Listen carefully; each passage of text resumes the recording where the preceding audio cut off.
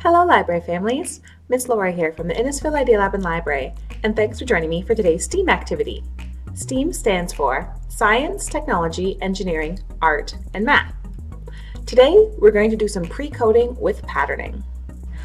Coding is basically creating a step-by-step guide for a computer to accomplish a task. An important element in coding is finding and creating patterns. For this activity, we do not even need a computer, just some pipe cleaner and some beads. The first step is sorting the beads. While you are sorting, it is a great time to talk about the different colors and ask lots of questions and make connections. Next, create your own pattern or follow one like I found at sixthbloom.com. For younger children, a simple AB pattern is a great starting point. For older children, try a more complex pattern or have them create their own.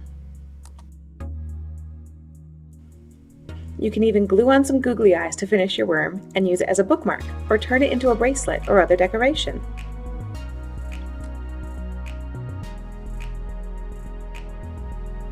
This is also a great fine motor activity for preschoolers, and when you are done, fold the pipe cleaner around the last bead and insert it into the second last bead. You can incorporate many of the different aspects of STEAM with this activity. For science, talk about earthworms and how important they are for soil and gardening. For engineering, you're building the worms and problem-solving patterns. For art, talk about the colors and have fun putting the beads on your worm. Patterning and counting your beads and how many worms you've created fall under the math. We would love for you to share a picture of your bead worms with us at the library. You can tag us on social media at Innisfil Idea Lab or email me, ljefffery@innisfilidealab.ca. Hope to see you all soon. Take care.